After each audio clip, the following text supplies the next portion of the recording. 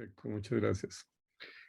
Bien, bueno, muy amables a todas las personas que nos acompañan. Muchísimas gracias por sacar esta noche de domingo.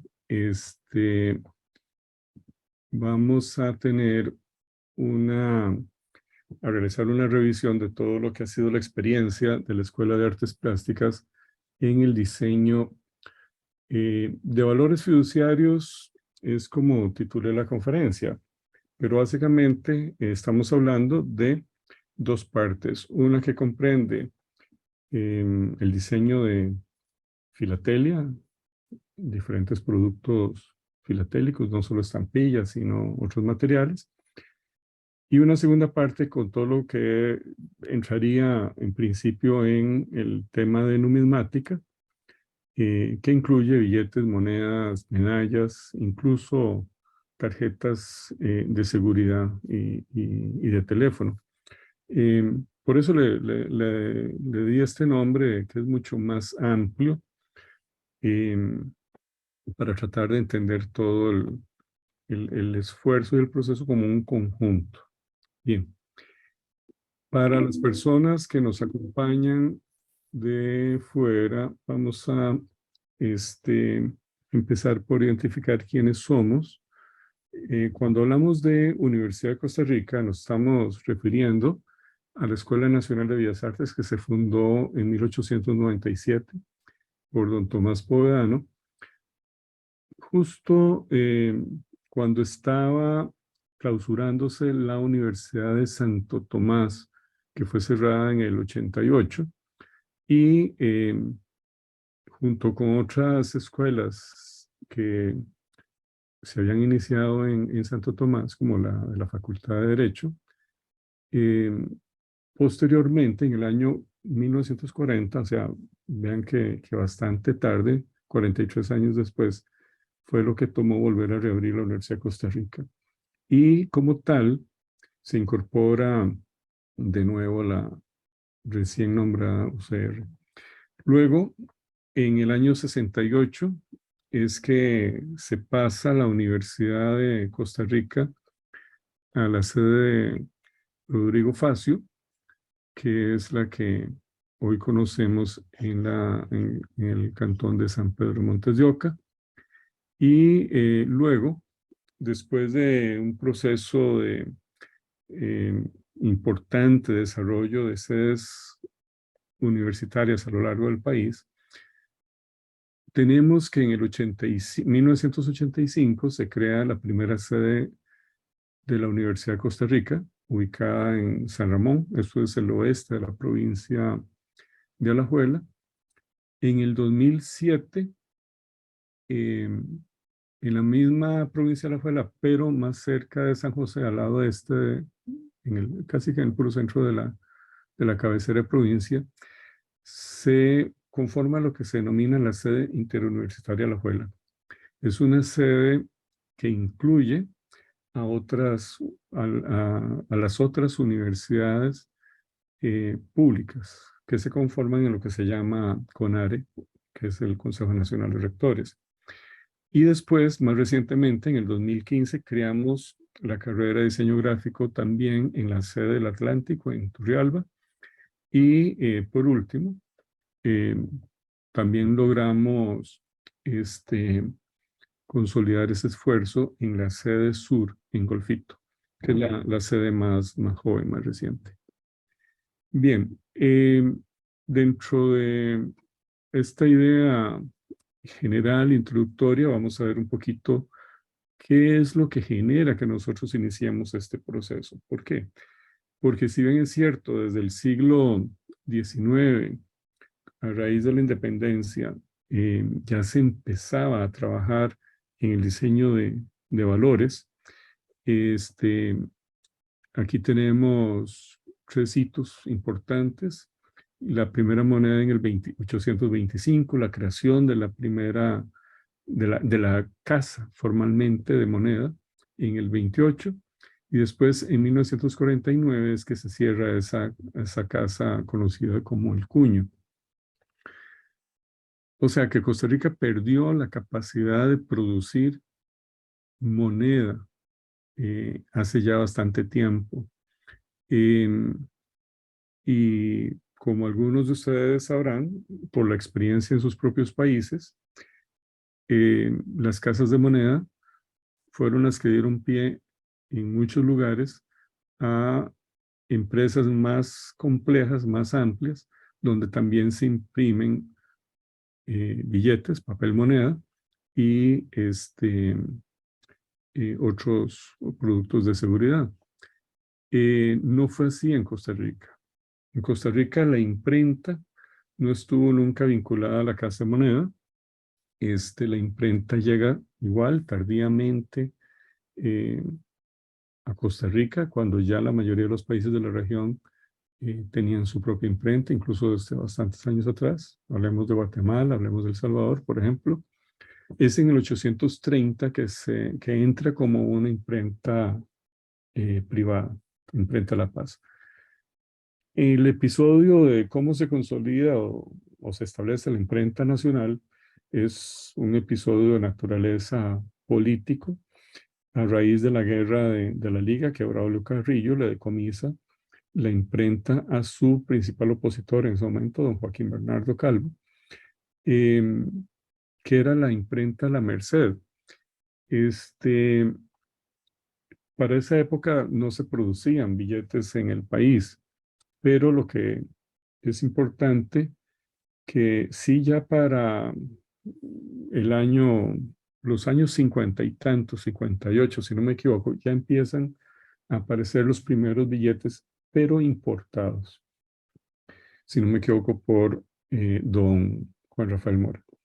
Sin embargo, hay un par de experiencias importantes de producción local, que es ese billete que está arriba a la derecha de $1 de 1877, en una serie que se imprime en la imprenta nacional en tipografía. Y abajo se ve una pieza pequeña que forma parte de un grupo de vales municipales que se producen en Costa Rica, pero se desconoce a este momento quién fue quién los produjo, porque muchos de estos materiales en esa época no tenían pie de imprenta. Y los sellos postales, que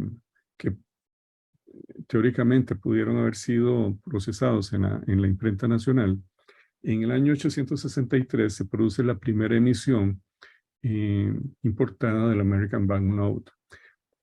Como hablábamos ya de la década anterior, unos 5 años atrás, ya se había establecido vínculos con las casas de moneda, con los impresores, principalmente norteamericanos e ingleses. Bien, eh, todo esto para centrarme en un personaje que es muy interesante para la historia del diseño gráfico en Costa Rica. Es este señor que se llama Antolín Chinchilla. Y que Antolín Chinchilla es un puente entre la producción gráfica de finales del siglo XIX y las primeras 2, 3 décadas del siglo XX. Antolín podría ser ubicado tal vez como el primer especialista que sale, el primer joven que sale a especializarse a Europa en la producción gráfica. Ya habían salido para esa época, a finales del 880 y tantos, inicios de los 90, algunos artistas plásticos, pero a nivel de artes gráficas es Antolín que viaja a Alemania a sacar una especialización. Él también era pintor y si ven en esa ilustración que realiza muy particular, él se promociona con una amplia oferta de áreas de trabajo: litógrafo, dibujante, pintor, decorador, grabados, anuncios, pergaminos, diplomas, planos, etc. Lo importante en este caso, para lo que nos interesa, es que empieza por litógrafo, que es precisamente esa especialidad que va a estudiar a Europa. Y estas son algunas piezas que les voy a a mostrar. No, no es muy amplia tampoco su cartera de opciones, pero lo poco que hay es muy interesante.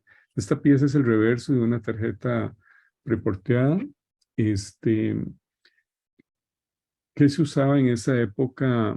Se imprimían en el exterior los anversos de las tarjetas y algunos comerciantes en San José le imprimían el reverso con su publicidad. Eh, si se dan cuenta, es un estilo de diseño que logra un dominio muy importante de la ilustración y del diseño tipográfico. En este caso sería más bien caligráfico, porque no hay impresión directa, digo, de un tipo móvil de imprenta. Entonces sería caligrafía manual transmitida a la piedra, pero que tiene muy buena factura, muy buena realización, y armoniza perfectamente con el trabajo realizado en Inglaterra para esa tarjeta postal. Y estas son algunas de las piezas eh, que él realiza, eh, con excepción de los eh, resellos que están a la derecha, que están impresos sobre estampillas de época grabadas en acero. Las otras tres son, las del centro e izquierda, son piezas que fueron diseñadas y producidas en litografía, emulando la estética del grabado en acero. O sea, hubo una preocupación de parte de Antolín Chinchilla por tratar de presentarle al correo un producto, me imagino yo, que pudiera competir con el grabado de acero, en acero importado. Em, yo intuyo que él aquí lo que buscaba era tratar de abrir una oferta a partir de las posibilidades que tenía la imprenta nacional, o como se llamaba ya en ese entonces, litografía nacional.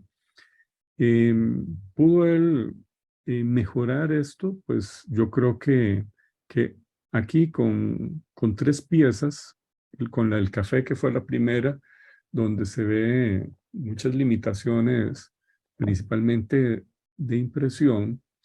Vemos que se mejora en la serie del 23 de Jesús Jiménez. Esta es una de las diferentes piezas que están en diferentes colores.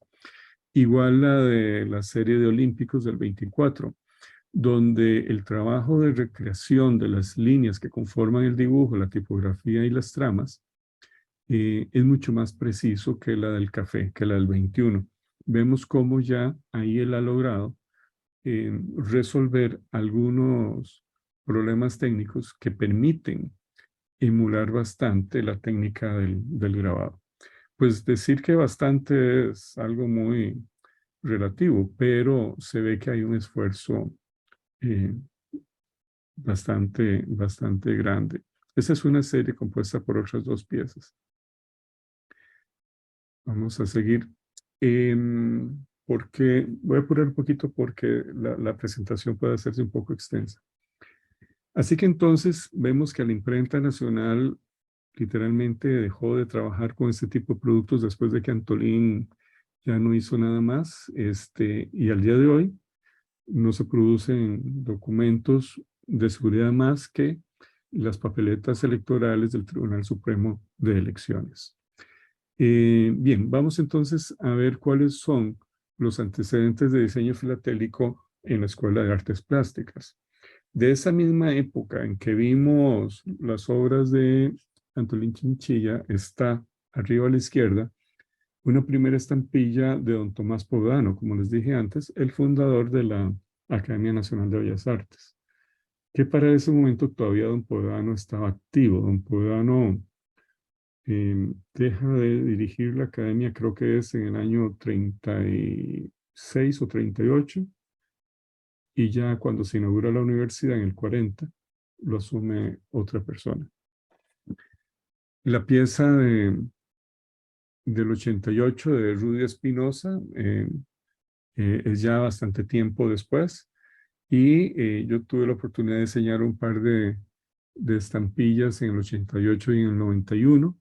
Luego don Juan Luis Rodríguez, profesor de grabado, igual que Rudy Espinosa, con la del el bicentenario de la Revolución Francesa. Eugenia Murillo con estas 3 piezas al centro de símbolos patrios. Y Walter Rojas en el 90, que tiene un asterisco ahí, y es porque Walter es el primer estudiante de la escuela que realiza una estampilla, pero propiamente en un curso. En el 90 yo impartía un taller de diseño gráfico donde se daba imagen corporativa y nos encargaron diseñar el, el logo o imagen del 50 aniversario de la Universidad de Costa Rica, y en medio de ese proceso se gestionó la publicación de una estampilla y se utilizó el logotipo de Walter para la propuesta, el logo de Walter para ilustrar la estampilla. Él posteriormente realizó algunas otras emisiones. Antes del año 94 realizó unas 2 o 3 emisiones más que no están aquí. Bien, ¿y por qué el año 94 está ahí como un punto de referencia, un punto de partida? Y es porque es cuando en esa fecha, septiembre del 94, nos conformamos como Junta Filatélica varias personas, entre las que nos encontramos don Luis Fernando Díaz y mi persona. Em, y esta era la conformación que tenía en ese momento lo que se denominaba Junta Filatélica con la ley anterior de correos que ya no existe. Ahora es una ley diferente que trata diferente el tema de la producción del sello postal, donde se le quitó las potestades a lo que sería hoy día la Comisión Técnica Filatélica. Eso fue un cambio que se fue dando paulatinamente hasta que en el año 2000, entre el 98 y el 2000, que hubo un par de reformas a la ley de correos. Y sí, para ser claro y directo, la historia que viene a partir de ahora, que les voy a contar con todo este proceso, tiene que ver con esas 2 personas que acabo de mencionar. Don Luis Fernando Díaz, ampliamente conocido por todos ustedes, y, eh, y mi persona en condición de representante de la Facultad de Bellas Artes de la Universidad de Costa Rica. Bien. Para entonces, el correo no tenía un departamento de diseño y la producción de las estampillas se le asignaba, eh, la Junta Filatélica le asignaba a las imprentas adjudicadas que se encargaran de del diseño de las respectivas emisiones que se le contrataban mediante licitación. Y eso nos tomó poco más de un año, o alrededor de un año, entre el año 94, finales del 94 y el año 95, buscar una alternativa para no tener que estar este, encargándole a cada persona, enseñándole las especificaciones básicas para diseñar una emisión. De ahí que el año 95 fuera tan rico, tan determinante en este proceso. Fue que entonces decidimos, en lugar de estar buscando muchachos destacados de la carrera de diseño y entrenándolos individualmente, como es en el caso de lo que se da aquí con Oscar Blanco, Marigen Gust y estos chicos de abajo, Jorge Esquivel, Diego Villalobos y Marigen, que los apoyó. ¿Qué decidimos? Vuelvo a la lámina anterior, utilizar, adaptar más bien el taller de diseño gráfico 3 y 4, que era el que yo impartía en ese momento, y donde básicamente se estudiaban las diferentes técnicas de ilustración, y a ese curso adicionarle los contenidos propios del diseño filatélico. Y aquí es donde se da una muy rica e interesante simbiosis entre los saberes de don Luis Fernando y los saberes o conocimientos de diseño gráfico que yo aportaba. Cada uno aportando lo suyo, fuimos llegando a un consolidado que nos permitió años después crear los cursos especializados. Y ahora más adelante vamos a ver un poco de eso. Pero entonces, lo que ven aquí ya es producto de ese proceso. Esto en el año 95, esto en el año 96, incluso en este caso con ese plieguito invitando a un profesor, a don Alberto Murillo, profesor de grabado, el estudiante Alba Hernández. Y a estas alturas, digamos, sería importante destacar que ya eran pocas, cuidados y ninguna, las piezas que se le daban a las imprentas para que diseñaran ellos, sino que ya les entregábamos el material muy avanzado, sino que además se iba reforzando la idea de diseñar todo el conjunto de materiales como parte de un sistema de imagen coordinada, que no estaba presente ni en el correo, porque no tenían departamento de arte, y muy poco en algunas imprentas. Las imprentas tenían alguna noción. ¿Qué es el diseño de imagen coordinada? Procurar que todos los elementos que se producen para un trabajo tengan eh, elementos vinculantes, que haya una línea de diseño que se sepa que se entienda y se perciba que todo eso es parte de un mismo conjunto de diseño. Y obviamente reforzado por el manejo de la marca institucional, en este caso el logo de Correos, que en teoría debía tener también un libro de marca y no lo tenía para ese momento. O sea que ya para el año 97 eh, estábamos realizando diseños donde no solamente se da una investigación detenida de los contenidos, sino un acompañamiento importante del trabajo de los estudiantes en los cursos. En el caso del trabajo de Yesenia, arriba a la izquierda es el trabajo del curso ese año. Y las mariposas es el producto de lo que llamábamos en ese entonces el taller de quinto año, que era un año que se dedicaba previo a la licenciatura a desarrollar un proyecto especializado. Y esta muchacha, Ana Clemencia Villalobos, hizo un trabajo extraordinario con estas 10 ilustraciones. Era un trabajo de un año, imagínense. Bien,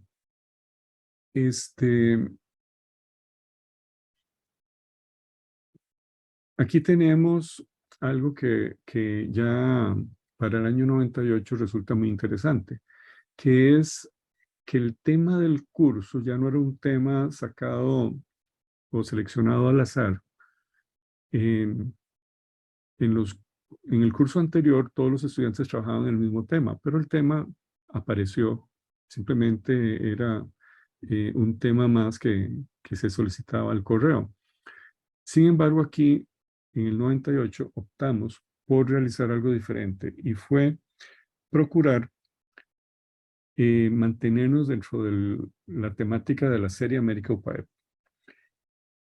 Y entonces, a lo largo de varios años, el trabajo del curso se concentró en diseñar la serie America Upaya.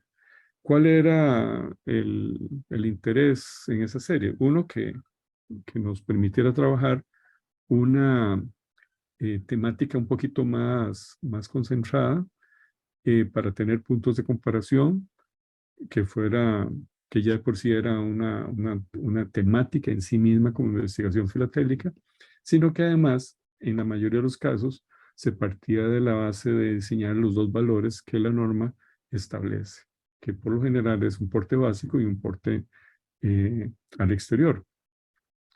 Y entonces, se siguió haciendo así por varios años. Ahora lo vamos a ver. Sin embargo, lo curioso de este año 98 es que del mismo portafolio que se diseñó la serie Un Nuevo Milenio sin Armas, se aprovechó estos otros dos motivos, el de Aldeas SOS y la hispano-costarricense de ese año 99, estamos hablando de que el diseño corresponde al año previo, y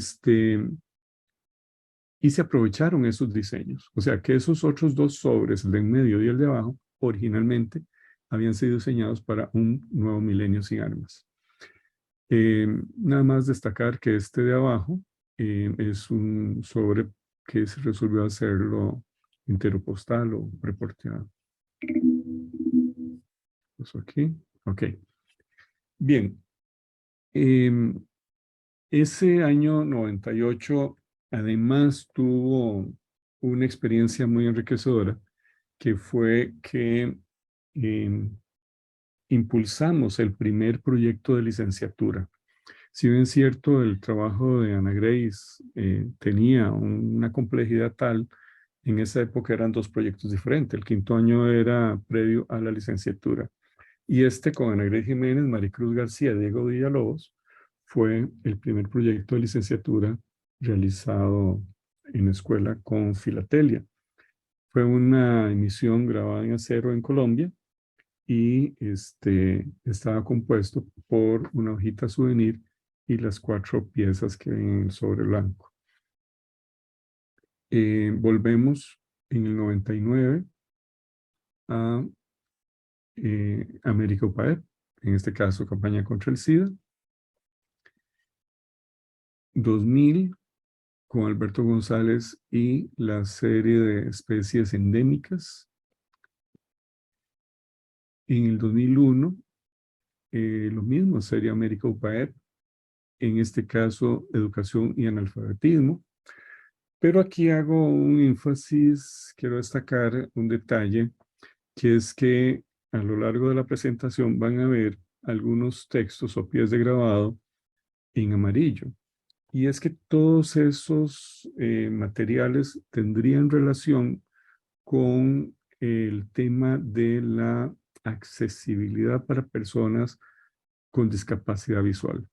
En este caso, esta fue la primera estampilla que se hizo en Costa Rica eh, con el valor facial embosado en braille. Hicimos lo mejor que pudimos, a pesar de que técnicamente teníamos algunos problemas de entrada. Y el más importante es que el papel típico de los sellos postales es un papel relativamente delgado, fino, de poco calibre, para un embosado, lo que nos dio un resultado pues, que dejaba bastante que desear ya propiamente para la población invidente. Sin embargo, yo creo que aquí hay un doble sentido en este esfuerzo, que lo que buscaba era generar una sensibilización sobre una problemática que vive una población importante en cuanto a cantidad de gente, que a veces ha estado un poco segregada o no siempre bien atendida de la mejor manera. Y es que para esa época se acababa de publicar, de aprobar en Costa Rica la ley 7600, que es la ley que tiene que ver con todo el tema de la discapacidad y la accesibilidad. Bien,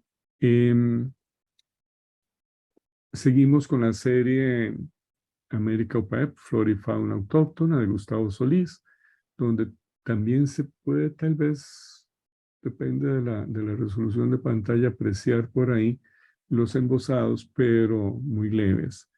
Ya para el 2003, inicios, se hicieron las últimas emisiones. Esta serie América UPAEP ya no incluyó el braille. Y estas son dos piezas, perdón, dos diseños diferentes, porque con el mismo motivo de América UPAEP se escogieron dos trabajos de dos estudiantes diferentes. lo que normalmente no se hacía. Fue una circunstancia que se dio por un cambio de tarifas justo en el momento en que se estaba trabajando esta emisión y el correo, la Junta Filatélica, resolvió en ese momento entonces producir la segunda emisión de Dani Barrantes.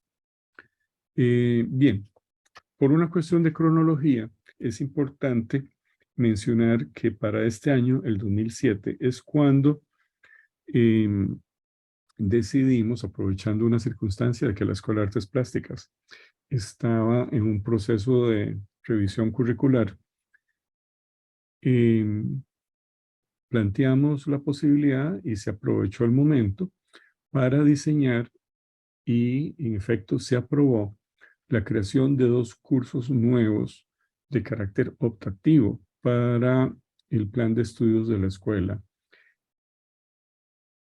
El primero, diseño filatélico, el segundo, diseño de valores fiduciarios.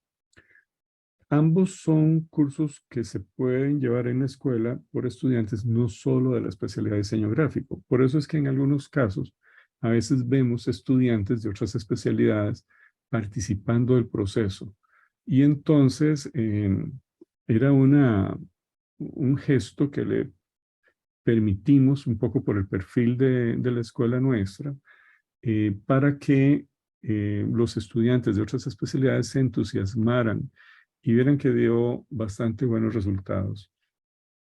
Bien, seguimos entonces con un detalle de que coincide además con una circunstancia. Para ese momento cambia en el 2008 la administración, el gobierno de la República y entra un nuevo director de correos diferente a los que estaban anteriormente y entramos en un momento eh, de sequía en que la relación interinstitucional Correos de Costa Rica, Universidad de Costa Rica, se deterioró significativamente, por ponerlo en bonito y en sencillo. Lo que implicó que no es sino hasta el 2013 que se retoman parte de estos procesos. Entonces, lo que vemos aquí es un salto al 2013, eh, donde se produce esta pieza de Pablo Porta, que es, cuidado si no, el único cuernito que se produjo durante todo este periodo por parte de Correos de Costa Rica. Y en el 2015 vemos el trabajo, producto el trabajo de Esteban Martínez, en este caso es el diseño del matasello, eh, con una característica. Ya no es en uno de los cursos que yo impartía, sino en un curso, incluso ni siquiera es el de diseño filatélico, sino de sistemas de reproducción 3, impartido por el profesor José María Castro Madrid. Este profesor lo vamos a ver cómo está presente a lo largo de la presentación más adelante en diferentes momentos, eh, o como diseñador o como profesor dirigiendo a sus estudiantes con una obra exquisita, realmente muy, muy, muy bella. Bien, y aquí hay otra variante interesante a lo que ya veníamos haciendo. Este trabajo lo realizamos. No solamente ya fue el primero que se hizo, perdón, no el primero que se diseñó, porque ya habíamos tenido otras experiencias en la sede de San Ramón. Quiero hacer un paréntesis aquí. Eh, todo el material que ustedes están viendo ha sido material publicado, o sea, emisiones que circularon. Sin embargo, no incluí varios trabajos que se realizó a lo largo de varios años, posiblemente muchos de esos años que estuvimos con ese distanciamiento tan grande con el correo, que se perdió la oportunidad de generar de publicar material extraordinariamente hermoso que los muchachos produjeron. Sería mucho material como para esta presentación, entonces, con excepción de dos trabajos que ahora voy a identificar, todo el material se refiere a emisiones circuladas, aprobadas y circuladas por el correo.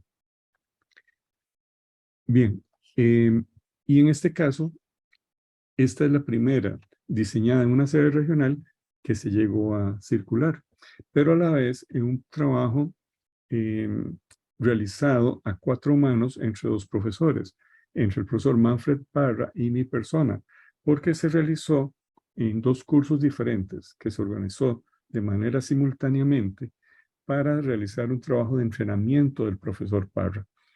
Y resultó muy enriquecedor. Eso nos permitió que los mismos estudiantes fueran acompañando ese proceso de capacitación del profesor en esa materia. Muy parecido a cómo en Filatelia se da eh, el tema del entrenamiento de los jueces que tienen que prepararse a nivel internacional, que se da sobre la base del acompañamiento de los otros jueces consolidados. Y en este caso, una experiencia similar, perdón, en el caso anterior, yo estaba trabajando, trasladé mi curso a la sede de Alajuela. Era un curso, el único que daba en esa época, porque ya para ese momento estaba yo como director de la escuela, y sin embargo, y estaba dirigiendo la carrera de diseño gráfico simultáneamente a la dirección de la Escuela de Artes en San Pedro, en San José. Entonces, em, este lo hice, lo realizamos con Rodrigo Quiroz, que está presente en la conferencia, este, a cuatro manos, pero Rodrigo en Alajuela y yo desde San José. Y trabajábamos entonces, por decirlo así, a distancia. Ocasionalmente nos reuníamos, cruzábamos criterios, hacíamos revisiones de los diferentes materiales. Y lo que vemos aquí son las piezas circuladas de la serie de hacia el Bicentenario de la Independencia. Esta es la primera de cuatro series que se emitieron con ese tema, diseñada por Ingrid Cruz. De nuevo, José María, en este caso, él como diseñador, diseñando esta hojita souvenir, esta es reciente, 2018, para una de esas fórmulas que a veces hace el correo de diseño de incluir varios temas en una misma pieza. Ya lo había hecho una vez en el 2010, cuando para conmemorar el 70 aniversario de la Universidad de Costa Rica, hicieron una emisión de educación superior donde nos pusieron a acompañar el aniversario de la Universidad para la Paz. Y en este caso, le encargan esta emisión a José María con dos aniversarios, el de la Facultad de Economía y el de la Facultad de la Escuela de Ciencias de la Comunicación Colectiva. Que al final resultó interesante la solución, dado que José María incluyó un motivo que ya había utilizado en el diseño medalla, que vamos a ver ahora, del 75 aniversario de la universidad, la fuente de Cupido y el Cisne, que en mucho y gracias al trabajo de José María, se ha convertido en un símbolo universitario. El detalle que está a la derecha es nada más para reforzar una situación que se dio con este diseño, en el que a la hora de que el correo modifica los artes finales para adaptarlo mejor a su intención, lamentablemente le quita los créditos a el profesor José María, situación que generó un conflicto innecesario. Esas situaciones que uno, pues, desearía más bien que no se dieran. Y aquí vamos a ver eh, a nivel de diseño filatélico las últimas tres experiencias que se desarrollaron y ha sido precisamente en la sede interuniversitaria de Alajuela. Del mismo profesor Rodrigo Quiroz, un trabajo de la estudiante Yasmín Navarro eh, para el Correos de Costa Rica, con el tema del Día Mundial del Correo. Es ese matasellos que vemos al lado, este, que después tuvo unos ligeros cambios. Se ven ahí cómo está aplicado en la tarjeta, ya con las modificaciones tipográficas. Otro matasellos del estudiante Gabriel Alvarado, también en el curso de diseño filatélico del profesor Quiroz, y también de la sede de Interuniversitaria Alajuela. El tema de la Ley de Justicia Penal Juvenil del Ministerio de Justicia, que tuvo una bellísima presentación en el Poder Judicial y como pocas veces encontramos que a veces las contrapartes se involucran. Y este último trabajo de tarjetas postales, diseñada también en la sede interuniversitaria de Alajuela, pero en dos cursos diferentes, ambas con el mismo tema del Bicentenario de Costa Rica. No son enteros postales, son tarjetas que publicó el correo con su marca, pero para circulación ordinaria, diseñada en dos cursos diferentes. Una en el curso de diseño gráfico 1 de los profesores María Fe Alpizar y Claudio Corrales, grupos 1 y 2, por eso aparecen dos nombres de profesores, y la segunda en el taller gráfico 1 con los profesores Marianela Marín y Sergio Guillén. Fueron los estudiantes Carolina Planes y Fabián Quesada los beneficiados en este caso. Cabe aclarar un detalle. Ustedes lo que están viendo es el trabajo final, el trabajo publicado en cada curso. Y lamentablemente no tenemos la posibilidad de mostrarles en este formato, en este espacio, la cantidad de trabajo que hay detrás de los materiales publicados. Hablando de que hay cursos que podían tener en algún momento 15, 20 o más estudiantes. Imagínense que muchos de estos trabajos están acompañados de 15, 20 o más propuestas de diseño, que por lo tanto pues había que escoger uno o dos en algún caso. Prácticamente de cada ejercicio de diseño que ustedes ven aquí, hay un portafolio completo de material también muy rico, muy interesante. Bien, yo no sé si quieren realizar alguna sesión de preguntas y comentarios antes de continuar con la segunda parte, que es el diseño numismático.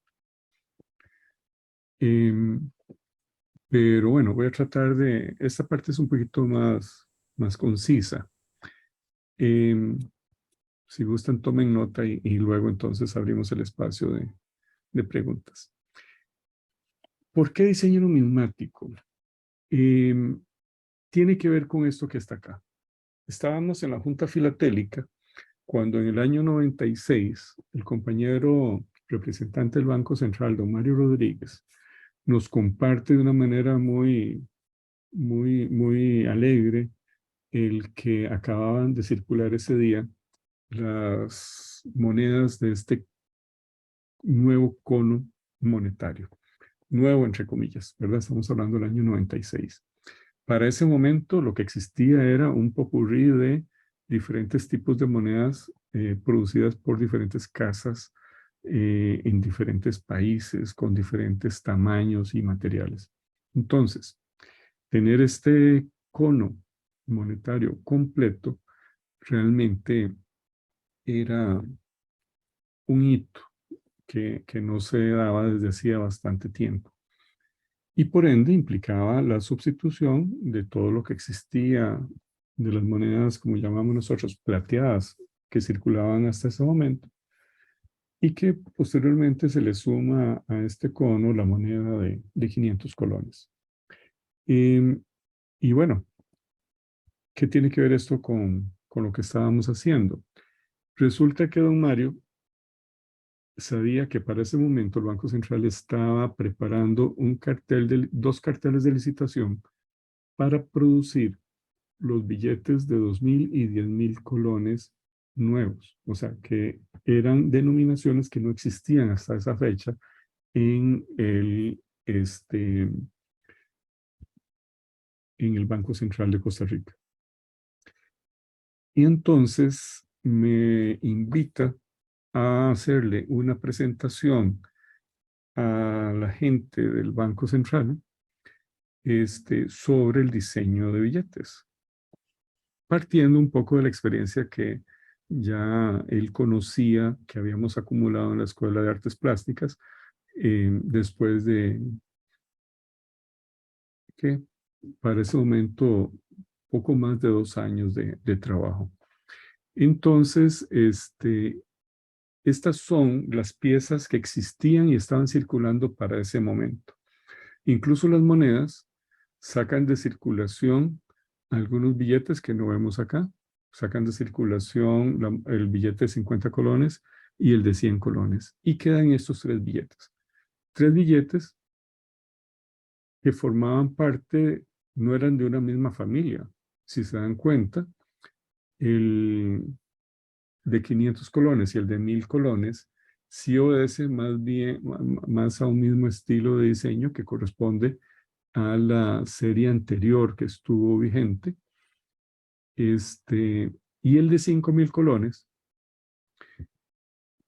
fue una pieza diseñada en el año 92, precisamente en la que don Mario había tomado parte activa en el proceso de producción y que fue diseñada por eh, Leonidas Correa, un muchacho de origen nicaragüense, que creo que trabajaba en esa época cerca de los museos del Banco Central y que entonces se involucra en este proceso de diseño junto con personal del Banco Central que le aportan experiencia importante para esta solución.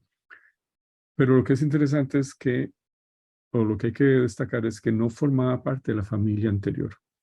Y entonces nos sumamos nosotros a este esfuerzo. Bien, para ese momento nosotros nunca habíamos diseñado billetes en la escuela, ninguno de los otros profesores ni mi persona. Entonces yo lo que hice fue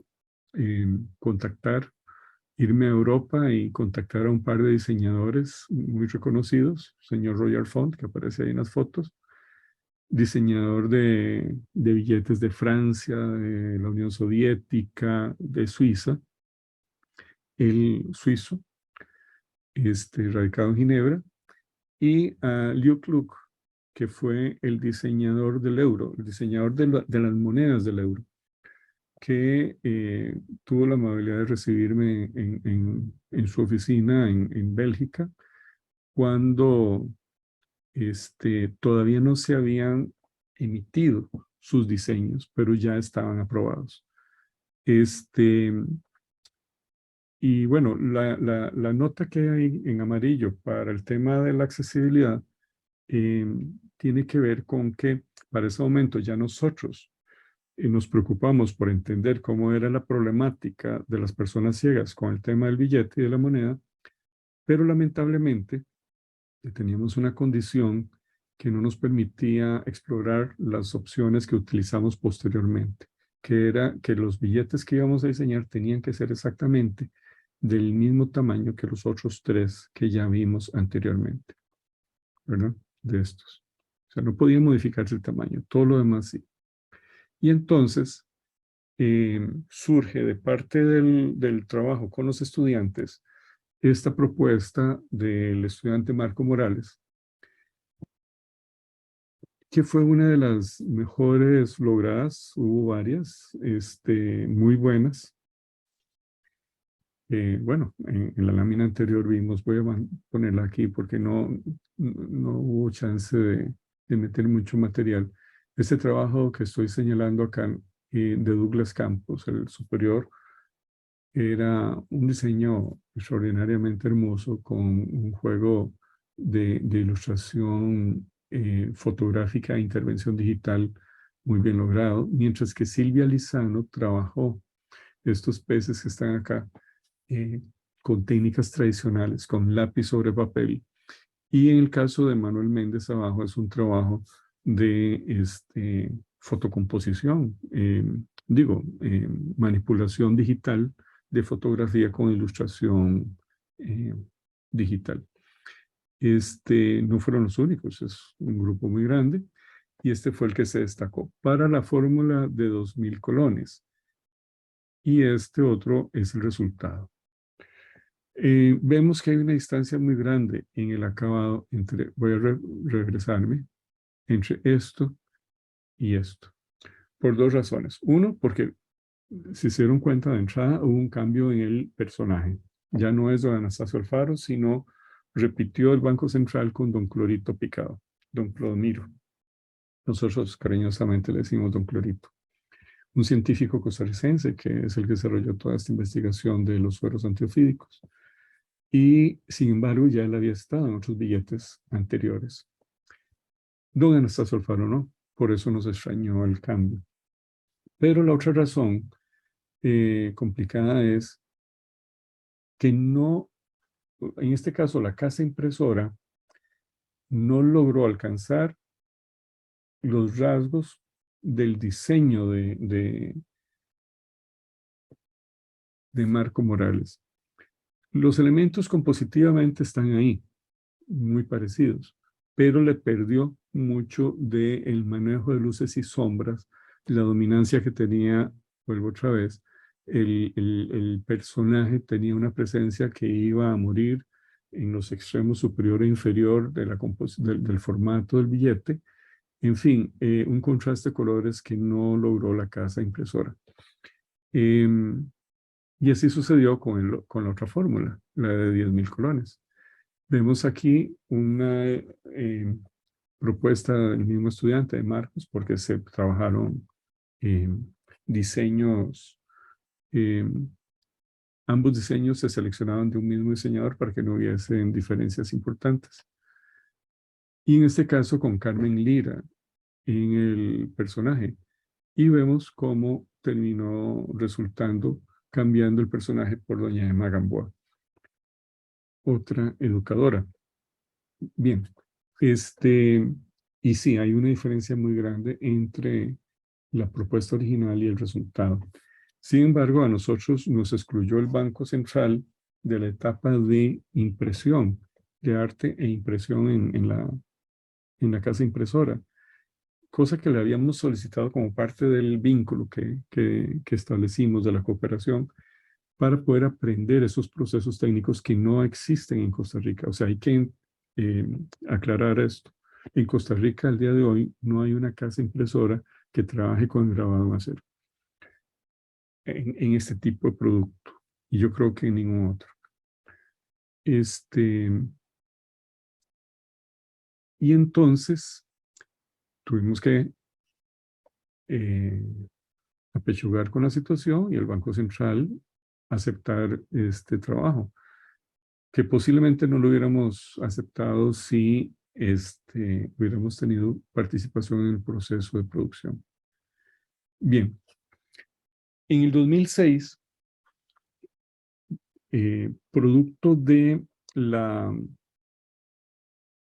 demanda del recurso que interpuso un ciudadano invidente a la sala constitucional, es que hay una resolución que establece, obliga al Banco Central a tomar medidas para que entonces los billetes tengan eh, una solución de diseño suficientemente eh, funcional para que las personas ciegas en el país puedan distinguir los diferentes billetes, las diferentes denominaciones en el papel moneda. Y entonces es que en el 2006, perdón, el recurso de constitucionalidad se interpone, creo que es en el 2004. Para el 2006 ya nosotros teníamos diseñado una propuesta. que es este trabajo de la estudiante Katia Coto Jiménez, en el cual se inspiran la serie de billetes que está vigente, la serie actual. Se denomina el proyecto de diseño, es un proyecto de licenciatura que nosotros le habíamos propuesto al Banco Central desde el momento en que le entregamos en el año 1997, cuando le entregamos los diseños para los billetes de 2 y de 10.000 colones anteriores. De una vez le hicimos una propuesta para iniciar el diseño de una familia nueva, completamente nueva, tanto billetes como monedas, porque obviamente las monedas doradas no nos gustaban. Y resulta que el banco no la aceptó. Sin embargo, en cuanto tuvimos la oportunidad, y en este caso Katia, que era funcionaria, ya era diseñadora del Banco Central, eh, aceptó involucrarse en este proyecto y es ella la que diseña las características principales de la nueva serie de billetes. Esas características tenían que ver con principalmente la diferencia de tamaño de billetes, eh, los colores tan contrastantes que habían de tener y el tamaño de la numeración. Aparte de algunas medidas de seguridad que no están descritas aquí. Bien, y este es el producto que termina desarrollándose. Estos son los billetes de la serie A que corresponden a la nueva emisión, entre comillas, aunque ya estos que están ustedes viendo acaban de salir de circulación y fueron reemplazados por billetes, entre comillas, idénticos, pero todos en polímero. En esta serie, en esta primera serie, solo el billete de 1.000, el más pequeño, en color rojo, era el que era de polímero. Bien, entonces, ¿qué sucede? Estábamos en el proceso anterior, me refiero, perdón, voy a regresarme, en esta etapa, cuando tuvimos que, suspendimos el vínculo con el Banco Central porque se presentaron razones, entre comillas, administrativas en el banco que pidieron que nos excluyeran del proceso. Tienen que ver básicamente con el proceso de adjudicación de la casa impresora, que entonces le trasladaron la responsabilidad a la casa impresora para que ellos hicieran los diseños. Entonces, lo que habíamos avanzado con el Banco Central, todo eso se aplicó en cuanto al tamaño de los billetes, los colores de cada fórmula, y voy a pasar a la siguiente lámina, y los ecosistemas. La definición de los ecosistemas con el personal del Instituto Nacional de Biodiversidad. Y las ilustraciones las realizó esta persona, Fernando Celedón García, un extraordinario ilustrador que ya falleció, lamentablemente falleció un par de años después de que hizo su trabajo y que lamentablemente pudo verlo eh, impreso y circulando, pero no disfrutó mucho de ese resultado. Y este es un detalle que está abajo en el pie grabado, importante destacar. Cuando nosotros salimos de la relación con el banco para el proyecto de los billetes, todavía se sostenía la idea de que los billetes no debían de tener personajes, sino nada más elementos de la flora o de la fauna destacados, de acuerdo a cada uno de los ecosistemas. Sin embargo, prevaleció una vez más el interés político por utilizar el billete como un medio para, pues, legitimar a sus próceres.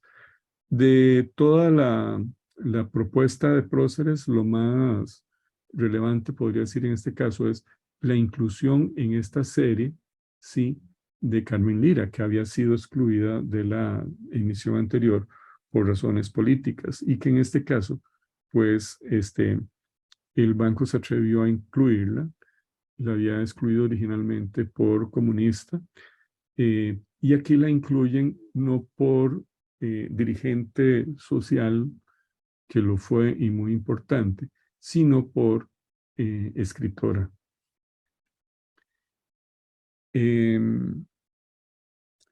Bien, de esta lámina lo que es importante es destacar que no incluyen impresiones en relieve, cosa que sí incluyen la nueva serie de polímero.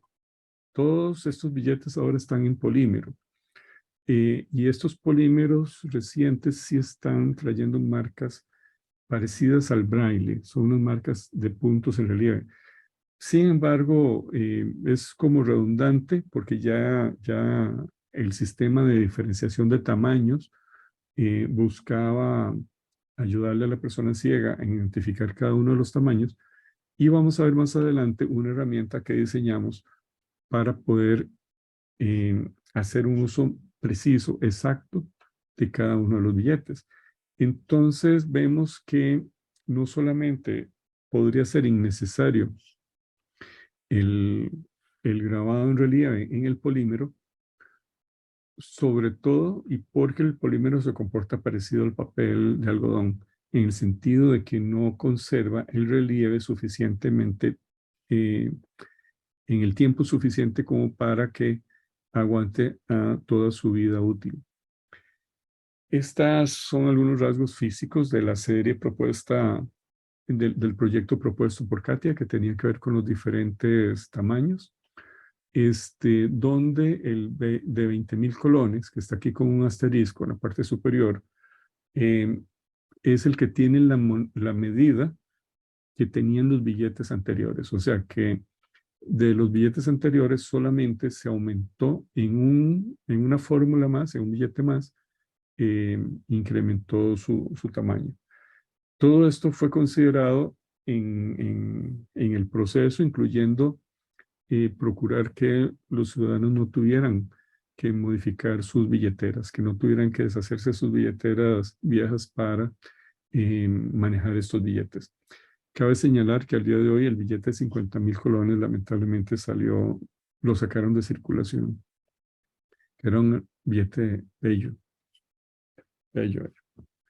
Bueno, eh, entrando al tema de moneda, esta información corresponde a un primer proyecto, o más, sí, anteproyecto sería, del estudiante Donald Solano, que fue el que diseñó aquella primera estampilla con braille, para diseñar un nuevo cono monetario. Lamentablemente, Donald tuvo que suspender el proyecto, entre otras cosas, se fue a vivir fuera del país. eh, y entonces suspendió el proyecto, pero lo tengo identificado como un antecedente. Y entramos entonces a uno de los proyectos no emitidos, que es esta propuesta del proyecto de el entonces estudiante José María Castro Madrid, que ya se los mencioné antes, eh, y que para su proyecto de licenciatura, o sea, trabajo final de graduación en la carrera de diseño gráfico, propuso hace 10 años este juego de 3 monedas para la conmemoración del Bicentenario. Esto fue un esfuerzo que hicimos con la idea de poder dar una solución suficientemente anticipada que le permitiera al Banco Central no andar en carreras, como típicamente suele suceder en nuestro país, y aprovechar la posibilidad de lograr un trabajo, pues, de muy buena calidad en todo sentido. Estos son algunos de los bocetos del proceso que él realizó. Era la primera vez que se proponía un diseño bimetálico, pero lamentablemente no se produjo. Sin embargo, eh, seguimos insistiendo ante las autoridades del banco a lo largo de los años, y José María logró ya por su por su insistencia eh, y esmero, lograr que para la conmemoración formal del Bicentenario, el banco produjera una pieza de 500 colones que ahora la vamos a ver. Entonces, pongo este que no fue emitido, haciendo la excepción de la misma norma que yo me había impuesto, entendiendo que es el antecedente clave para lo que vamos a ver ahora más adelante. Esto tiene que ver con un calibrador de monedas para extinguir para las personas ciegas también. Este cronológicamente es un segundo trabajo que hace José María, donde la calidad de producción no es la mejor. Son monedas fundidas en la Fábrica Nacional de Trofeos, un producto muy económico, accesible para proyectos de escasa circulación y económicos, de conmemoración del 70 aniversario de la Facultad de Ciencias Económicas. Igual para la Gran Logia de Costa Rica. Ambos son medallas, no son monedas. Pero lo importante es que le permitió acercarse más a fondo al tema.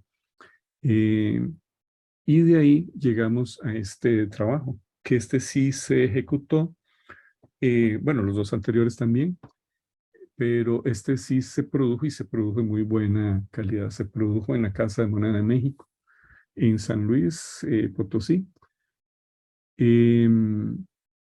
Y se ve aquí, les decía cuando vimos la estampilla de José María, aquella donde le quitaron los créditos, cómo ya aquí en el 2015 él había incluido la fuente de Cupido y el Cisne como un elemento icónico que en este refuerzo se fue dando muy fuerte y hoy día es un símbolo importantísimo. Esa fuente es una fuente que estuvo en el siglo XIX en el Parque Central, cuando se inauguró era la fuente del primer acueducto en San José, que está hoy día en el campus de la ciudad universitaria y que de alguna manera este es un trabajo a 6 manos realizado. La propuesta original es del biólogo don José Vargas, este, que a la vez es un investigador numismático muy importante en Costa Rica, que ha hecho investigaciones muy amplias sobre la historia de la moneda y sobre la historia de la medalla en Costa Rica. Don José me propuso iniciar este proceso y él venía con un esquemita en un papel ahí, en un recortito de papel hecho con lápiz, y fue cuando yo le dije, don José, tengo la persona ideal para desarrollar este trabajo, y fue cuando hablamos con el profesor José María. Las soluciones de diseño contemplan las 70 estrellas que están en el contorno del anverso, representan los años de la 75 estrellas, los 75 años de la universidad, y a la derecha el escudo, que de paso es el escudo heráldico de la universidad. Este es un dibujo mío que corresponde a la revisión que hicimos en el año 2001 del escudo de la universidad, que se había ido distorsionando a lo largo de las décadas y que fue un trabajo que hice bajo la tutoría de don Gabriel Macaya, rector entonces. Así que esta es la primera moneda que hace la Universidad de Costa Rica oficialmente eh, a nivel de rectoría desde el siglo XIX, o lo que es mejor o correcto, es la primera moneda de la Universidad de Costa Rica, porque antes de esta lo único que había era, sacando todas las monedas que se hacen para actividades deportivas y cosas de este tipo, la única moneda institucional que había era una moneda de la Universidad de Santo Tomás del siglo XIX. Bien, y se le dio, afortunadamente, a José María la oportunidad de que simultáneamente estaban trabajando la moneda conmemorativa eh, de, del Bicentenario, que ahora la vamos a ver, y que la Asociación Numismática de Costa Rica le encargara una medalla, perdón, conmemorativa para también el bicentenario. Y este es eh, el anverso de esa pieza en plata y este el reverso de la moneda del bicentenario, que tiene la particularidad de que fue un proyecto conjunto con los 6 países de Centroamérica, incluyendo a Panamá. Una pieza bastante bien acuñada. Si no me equivoco, fueron acuñadas en China, pero con una calidad bastante bien lograda, y que se da simultáneamente a esta pieza. Están organizadas aquí en orden cronológico a como fueron publicadas. Esta es tal vez la pieza estrella del Bicentenario, dado que sí se circuló. Eh, Como ven, igualmente es bimetálica, este, y que en este caso, él, pues de alguna manera, resume mucho de esa experiencia desarrollada en la licenciatura para lograr un producto exquisito. Estas son fotografías, no son imágenes digitalizadas. Este, y esta pieza tiene una pieza de colección idéntica, pero que el mapa tiene una capa de esmalte color verde, que es esta que se ve arriba en la parte superior izquierda. A la izquierda, la de la coleccionable, que salió una cantidad muy reducida y fue muy difícil conseguirla, o ha sido muy difícil conseguirla, yo todavía no la tengo. Y a la derecha, la pieza ordinaria. Em, Abajo el reverso que comparten, perdón, el anverso que comparten. Bien, ahí concluimos la experiencia con relación a numismática. Y voy a incluir esta otra parte que tiene que ver también, nosotros la incluimos en el programa de diseño de valores fiduciarios porque el diseño de tarjetas de seguridad y tarjetas telefónicas entra dentro del paquete que también cubre las tarjetas de crédito. Así que entonces, vamos a empezar con este proyecto que me lo encarga a mí el Tribunal eh, Supremo de Elecciones de Costa Rica, que es el que se encarga de los procesos electorales, pero a la vez eh, comparte el registro eh, nacional que tiene que ver con los documentos de identidad de las personas. Ellos se encargan de producir las cédulas.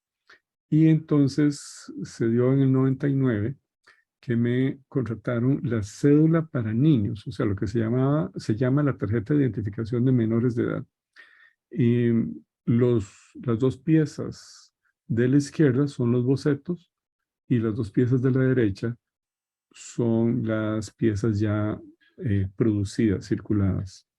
Este también fue un proyecto no desarrollado en curso, yo lo desarrollé a nivel este, personal con el tribunal, pero me apoyé para el proceso de diseño en 2 compañeros de la escuela, María Ingust, que ya conocieron parte de su trabajo, eh, con quien arrancamos en el año 95, que fue esta primera muchacha que entrenamos en Filatelia, don Luis Fernando y yo, y otro amigo muy cercano, Warner Arias, que también un virtuoso del diseño.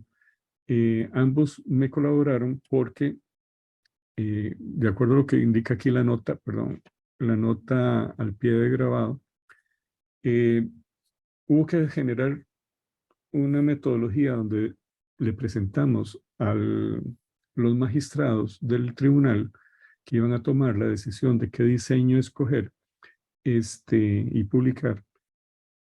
Tenía que hacerse todo en una sola sesión. O sea, no había tiempo para más de acuerdo al programa de producción que tenía el tribunal. Y entonces nos dividimos en 3 el proceso de diseño. Marín desarrolló una estética, Barnard le encargué otra en específico y yo asumí una tercera que fue esta que se aprobó. pero podría decirse que fue un trabajo a 6 manos. Bien, y esta, que es es la otra información de piezas no emitidas, que tiene que ver con las tarjetas telefónicas para el Instituto Costarricense de Electricidad, y que a lo largo de 2 años, entre el este, 2007 y 2008, realizamos con una gran cantidad de temas muy diversos, porque aquí los estudiantes, cada estudiante en 4 cursos diferentes que dimos, 4 semestres, con grupos diferentes, en algunos casos usábamos un tema en común, como cuando trabajamos el tema de, vamos a ver, el tema del dengue, una campaña del dengue por acá, pero también otros tenían posibilidad de desarrollar sus temas personales. Y aquí vemos cosas muy diversas, desde músicos populares, artistas costarricenses, biodiversidad, escritores, campañas contra el SIDA, expresidentes de Costa Rica, también del profesor José María Castro, en ese entonces estudiante, turismo ecológico, en fin, una cantidad impresionante de diseños y que lamentablemente está aquí en la categoría de no emitidos porque después de trabajar todo este tiempo, el ICE nunca terminó de concretar de formalizar el convenio interinstitucional y no llegamos a feliz término con este proyecto. Y también cronológicamente, ya para terminar, esta es la última pieza que les voy a mostrar. Esta es una tarjeta que diseñé yo en el 2014, precisamente para acompañar el proceso Katia Cotto con el diseño de los billetes. De manera que esto se convirtió en una herramienta para que las personas ciegas pudieran verificar el billete que tenían en sus manos. Así es como funciona la tarjeta. Ahí están los pasos descritos a la derecha. Es muy simple. Se alinean en el extremo, como está arriba a la derecha. Y nada más. Se envuelve la tarjeta con el billete. Como cada billete tiene un tamaño diferente, corresponde cada billete a una escala diferente, a una gradita diferente de la tarjeta. Las franjas de color, en este caso las tarjetas, son totalmente estéticas, no tienen ninguna función, porque esto es para personas ciegas en su totalidad. Las personas que tienen lo que se llama rezago, un poco de visión, normalmente se siguen apoyando en esta escasa visión para distinguir los billetes. O sea que la tarjeta es funcional en el momento en que hay una ceguera total. Así que esta información impresa en la tarjeta es básicamente de carácter eh, que podría decirse didáctico o complementario para más bien el público que sí tiene visión. No se necesita braille para usar la tarjeta, es nada más totalmente intuitivo. La persona tiene que saber, eso sí, cuáles son los billetes que circulan en el país. Y es un diseño que se puede adaptar a cualquier otro sistema escalonado de billetes que pudiera estar interesado en eso. Muy bien. Con esto concluimos. Aquí hay una serie de conclusiones de las cuales me gustaría destacar un par de ellas. Tal vez la 2, que tiene que ver con que aparte de todo este trabajo que hicimos en los cursos, también han sido estudiantes nuestros los diseñadores que se incorporaron en algún momento a trabajar formalmente para el correo. Estamos hablando de Bruno Jiménez, Donald Solano, Carlos Kitt y Cristian Ramírez. Los primeros 3 duraron más o menos trabajando ahí los primeros 4 años, cada uno poco más de un año.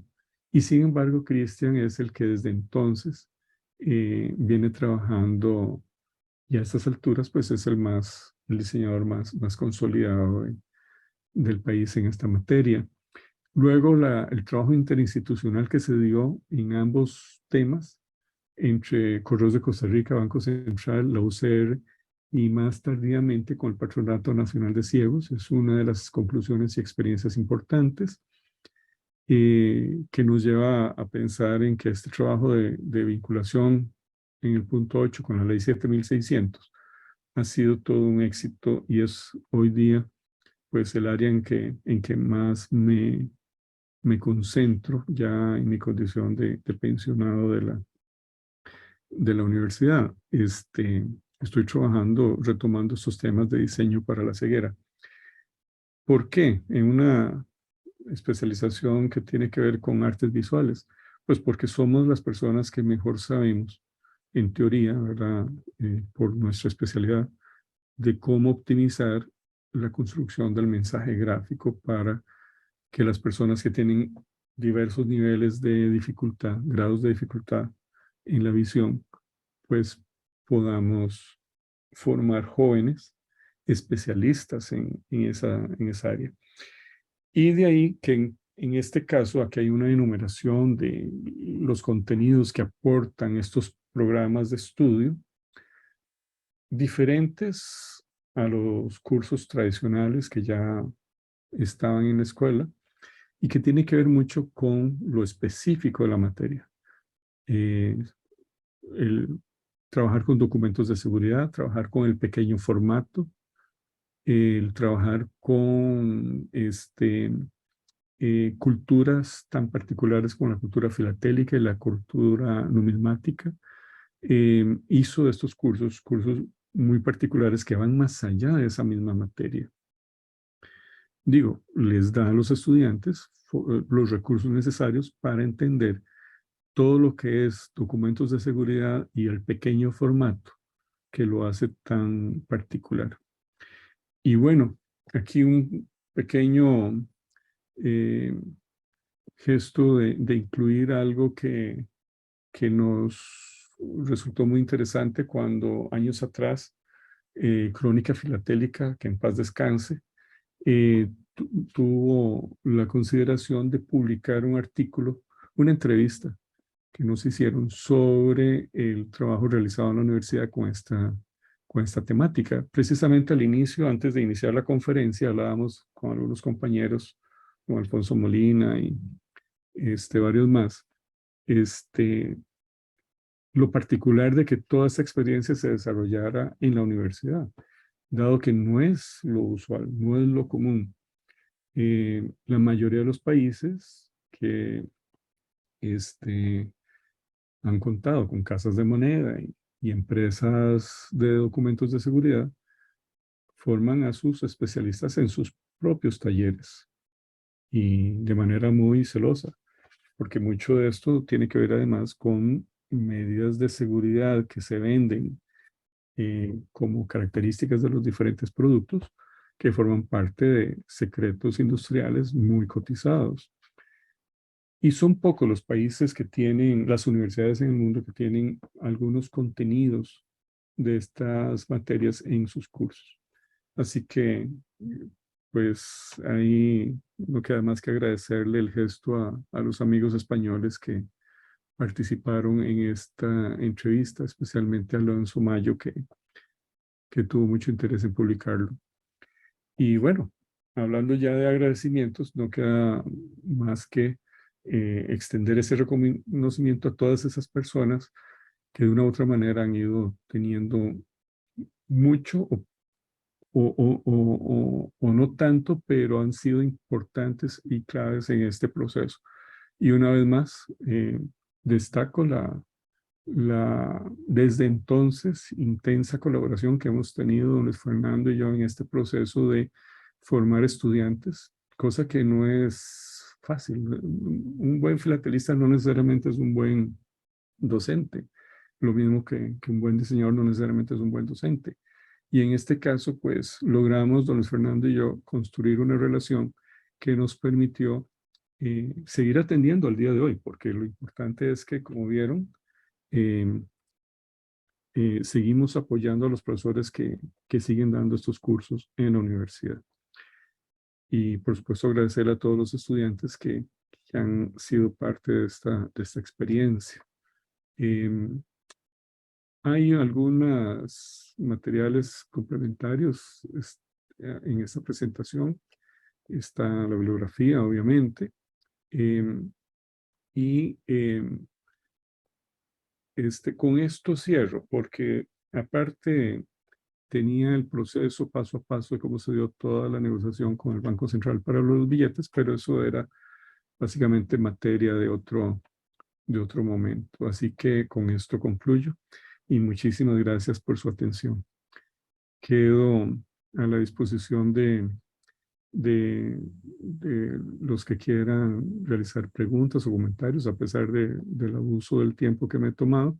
Sin embargo, no me queda más que agradecer ahorita más bien a, mi oficina, al grupo de trabajo que hace que esto sea posible y que pues ojalá les haya resultado de interés.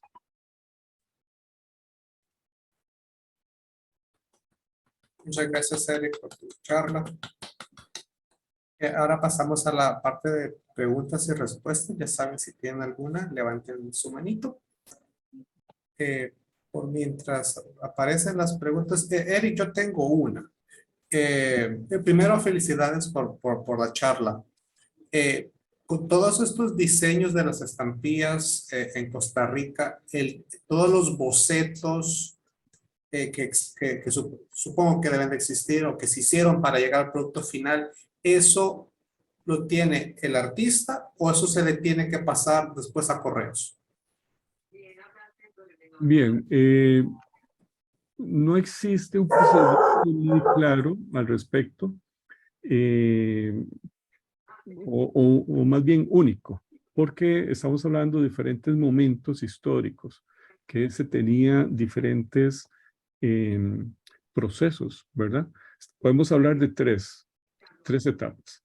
La etapa previa a nuestra participación de esta junta del año 94, en el que el material lo resolvían las imprentas y muchas veces se lo dejaban las imprentas. Teóricamente tenían que entregarlo al correo en algún momento, me refiero. Entre más cerca del año 94 estamos hablando, más obligación había y más compromiso y más custodia y más cuidado había de los procesos de producción del sello. Más celo había para custodiarlos en el correo. Pero eso no siempre fue así. Y no, aún en esos años, no siempre se logró que existiera un cuidado preciso y una metodología para que eso se diera. Cuando, por eso encontramos que a veces incluso hay algunos de estos materiales en el Museo Postal, pero son contados con los dedos de media mano, literalmente, ¿verdad? Otros están en manos de posiblemente algunos diseñadores de las imprentas y posiblemente algunos terminaron en manos de algunos coleccionistas. Así como llegaban a manos de ellos también pruebas y mácula y otras cosas. Cuando entramos en este proceso, iniciamos entonces ya lo descrito y mucho de ese material está en manos o de los estudiantes que diseñaron. Algunos materiales están en la colección que yo monté a partir del año 98, que se llama así, Diseño Filatélico en la Universidad de Costa Rica, que está acompañada de la exposición que se llama Diseño Numismático en la Universidad de Costa Rica y que la expusimos ambas por primera vez en el año 98 o 97 para la primera, me corrijo Luis Fernando, hispano-costarricense. La de filatelia ha crecido hasta el día de hoy. La de numismática no la he montado más allá de lo que se montó en ese momento, que eran los billetes de 2 y 10 mil. Y por cierto, tengo que actualizarla. Mucho de ese material está en esas colecciones que te acabo de mencionar en estas dos colecciones. Cuando nosotros entramos en este proceso, antes de que se contratara el diseñador del correo, que es algo que se da en el año 2000 aproximadamente, entre el 98 y el 99 más bien, algunas emisiones fueron diseñadas por terceros que no eran estudiantes de la Universidad de Costa Rica y no eran los de las imprentas. Estudiantes de escuela o de colegio que participaron en algún concurso de diseño y uno que otro diseñador que en algún momento aparecía aportando o ilustración o fotografía o a veces alguna emisión porque la contraparte interesada en el tema lo había gestionado por su cuenta. Esos otros diseños de esos terceros posiblemente los tienen los diseñadores que lo gestionaron. Y posteriormente, la tercera etapa, que es cuando los diseñadores del correo asumen ya, son contratados, que eso fue también todo un proceso que no llegué a describir, porque hubo que empezar por revisar los carteles de licitación de las imprentas. Trabajamos en diseño de tarifas, que no existían tarifas para la contratación de los servicios, y después en las especificaciones para nombrar un diseñador de planta. Hasta donde entiendo, esos diseños están en manos del artista o del correo, pero ya para eso ya yo me desentendí desde entonces, no podría precisar. Es una buena pregunta para hacerle a Cristian Ramírez, que es el que lo puede saber en este momento. Muchas gracias. Jaime. Buenas noches, y fascinante la historia de esta charla y pues ir paso a paso para entender el proceso creativo detrás de los sellos y las monedas y los billetes. Pero yo quiero hacer un énfasis en una lámina o en un concepto en particular que escuché, y básicamente se trata donde dice, bueno, vamos a evitar poner alguna persona para evitar herir susceptibilidades de género, de políticas, y hasta cierto punto lo entiendo y entiendo los pros y contras de ambos lados. Pero yo creo que al final del día uno no debe de perder conciencia y respetar la división entre lo que es el ámbito político y el ámbito histórico. Por ejemplo, para mí se me hace un desperdicio una emisión de unos billetes tan importantes como son los euros, que sea una serie tan estéril, que no diga nada, que no signifique nada, para no herir ninguna susceptibilidad. No quiero entrar en detalles de quién debe estar en un billete de euro o quién debe estar en un billete de algún otro país, de Noruega, no sé, de ahora que se está poniendo tan de moda utilizar elementos neutros en muchas partes del mundo. No debe de descuidarse el término, la parte histórica en la conciencia de una nación, y máximo cuando es algo tan cotidiano como el papel moneda. Entonces yo creo que aquí el reto es inculcar a quien estudie esta rama de diseño, a tratar de sortear de la mejor manera posible ese reto de plasmar de alguna manera la historia de una nación, de un ente político, sin pisar callos, vaya. No me imagino yo, me voy a poner los zapatos de México porque soy mexicano, y no me imagino una serie de billetes mexicanos sin que se vea plasmado alguna parte de la historia de México.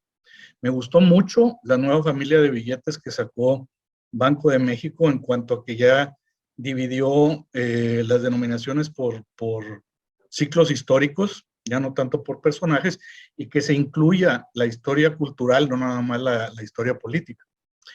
Pero sí, yo creo que si se ya llega al grado de inculcar esta materia a nivel universitario, aunque sea una materia optativa, debe de sumarse el elemento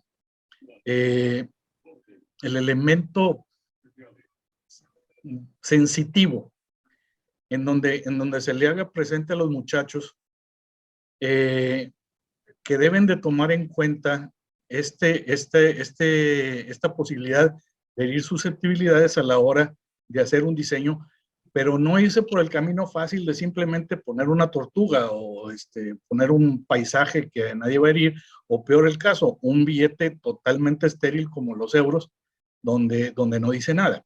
Entonces, esa nada más quise hacer esa observación sobre el punto en específico que se tocó en una de las láminas.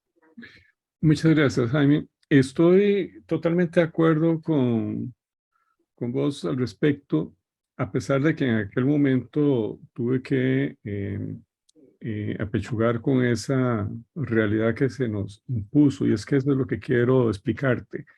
Los temas para el diseño de billete y de moneda en Costa Rica los establece no el diseñador, los establece el ente emisor. Me refiero en este caso a la Junta Directiva del Banco Central. Y así fue en aquel momento y así es todavía el día de hoy. No quiere decir que eventualmente, como se ha hecho en algunas oportunidades, en el caso de, bueno, en ambos temas, filatelia y numismática, desde la academia hemos hecho propuestas y recomendaciones. Posiblemente, muchas de ellas sucedió lo que pasó con las tarjetas telefónicas, que tuvieron por lo menos la suerte de que las puse en pequeñito. ¿Por qué? No las estamos viendo porque son series que no fueron emitidas. Entonces, como no incluí la mayoría de lo no emitido, no las estamos viendo. Pero voy al punto de fondo. En esas experiencias donde los estudiantes han propuesto los temas, se han dado cosas riquísimas y muchas de ellas desarrolladas bajo la tutoría de los profesores. Hay una que lamentablemente por esa restricción no incluí, que es la que desarrollaron los estudiantes de la sede de San Ramón, que al no haber sido aprobada ninguna de ellas, están ausentes en esta compilación. Debería poner por lo menos una lámina igual que hice con las tarjetas telefónicas. Que ellos lo que decidieron, San Ramón es el oeste del Valle Central, ellos decidieron identificar 3 temas en aquella oportunidad. Rutas turísticas de Occidente, tradiciones de San Ramón y estilos musicales del mundo. Entonces, diferentes grupos de estudiantes hicieron una gran cantidad de diseños relacionados con eso. Y habrían sido cosas lindísimas que están ahí a la disposición del correo y que nunca hemos logrado publicar, porque se podrían publicar hoy día cosas que se diseñaron hace 10 años, porque hay diseños extraordinariamente bellos y vigentes desde el punto de vista temático, pero que no se logró. Sucedió igual con este caso de las monedas. Vos viste que en el proyecto de licenciatura de José María, donde están las 3 primeras monedas, él propone no solo la solución de tamaño y conformación metálica, sino que propone los temas y los ilustra, o sea, los acaba y no fueron acogidos por el banco ni en aquel momento ni ahora en esta última etapa donde le encargaron una moneda extra, diferente. No los satisfizo en ninguna de esas oportunidades. Entonces, esto es lidiar contra la el interés y las voluntades de quienes están en un momento determinado tomando decisiones allá arriba. Sucede tanto en el banco como en el correo, nos sucedió también en el ICE, con las tarjetas postales. Y bueno, esa es como la historia de siempre del diseñador. Son pocos los diseñadores que, dado su reconocimiento X, por moda o por éxitos X, la gente los busca para publicarles lo que hagan, indistintamente de si es bueno o malo o qué tema tiene. Lamentablemente, en nuestro país no hemos llegado a ese punto donde el diseñador sea reconocido por su obra y se procure producir obra artística eh, en estos formatos, en estos productos. Gracias. Uh-huh. ¿Alguna otra pregunta o comentario? Yo tengo otra pregunta, Eric. Digamos, después de ese incidente en donde el nombre del artista se omitió sin consultar al artista, se ha tomado alguna decisión, digamos, algún mecanismo para evitar que esto ocurra, digamos, algún control adicional o qué se ha hecho para evitar esto? Bueno, no te puedo decir lo que pueda haber hecho o no el correo, porque yo no estoy dentro del correo en esta etapa, ¿verdad? Yo participé por 10 años en la Junta Filatélica. Los primeros 4 años en los que participé con don Luis Fernando, repetí en la siguiente administración en la que nos acompañó en Filatelia don Fredonil, y 2 años más, ya no como representante de la universidad, dado los cambios que hubo en la conformación de la ley, 2 años más en representación de las asociaciones filatélicas. 10 años en total, hasta que un día decidí salir porque era tan difícil trabajar con la administración del correo en ese momento que yo estaba literalmente agotado de tratar de convencer al correo de hacer material postal interesante, atractivo, mucho de lo que habíamos logrado consolidar a lo largo de esos años de trabajo que tuvimos tan rico en esa primera etapa, que tuvo su clímax en el año 98 más o menos, cuando termina esa primera junta, donde ya íbamos diseñando, habíamos logrado un expertise tal que don Luis Fernando recordará, íbamos diseñando a 2 y 3 años de anticipación. Y eso se perdió. Se perdieron muchas cosas. Entonces no te podría decir cómo estarán haciendo. De ahí ahora el correo ha ganado experiencia y logran cosas interesantes en algunos aspectos. Por ejemplo, están logrando buena calidad de impresión con buenos acabados, buena técnica de impresión, por una razón muy particular. Muchos lo están imprimiendo en el exterior con casas muy reconocidas, cosa que en aquella época nosotros no lográbamos por una cuestión de costos y de músculo. Solamente se hicieron 1 o 2 en el exterior en ese entonces. Lamentablemente se ha perdido mucho la parte conceptual y de definición de temáticas. Se ha perdido mucho en cuanto a la relación, motivos, cantidades y tarifas. Anda muy descalabrado el asunto ahí. En fin, podríamos señalar muchos aspectos positivos y negativos, pero donde en este momento no tenemos mayor incidencia. Te podría decir que el problema de los derechos de autor no fue, por mucho, no fue el primer caso. Incluso a mí me sucedió en el año 90, 91, cuando hice la del 5º centenario, que me recortaron mis créditos también sin autorización. Hice en el año 94, 95, quedamos en la Junta Filatélica el debate sobre si incluirlos, no incluirlos, cómo incluirlos. cuándo sí, cuándo no, y además cómo cuidar que el resto de créditos aparezcan debidamente registrados, si no en la estampilla, por lo menos en el boletín filatélico, perdón. Y obviamente es algo del control de calidad. Tiene que haber un control muy preciso de calidad, en este caso, de los diferentes aspectos.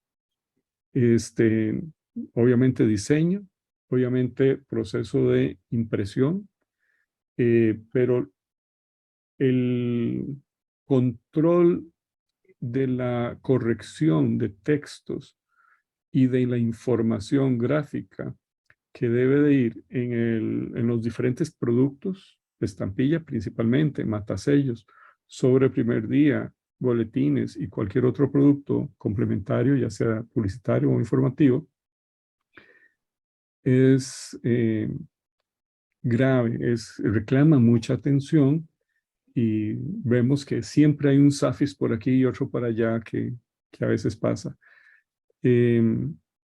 Con respecto a los créditos, yo creo que se dan los dos grandes extremos, el accidente y el accidente que no lo es tanto, donde a veces hay una cierta intención de no, no querer ver el nombre de aquella persona ahí. Pero yo sí creo en los accidentes. A mí me pasó un accidente de créditos estando yo en la junta. Una emisión que fue de una estudiante nuestra,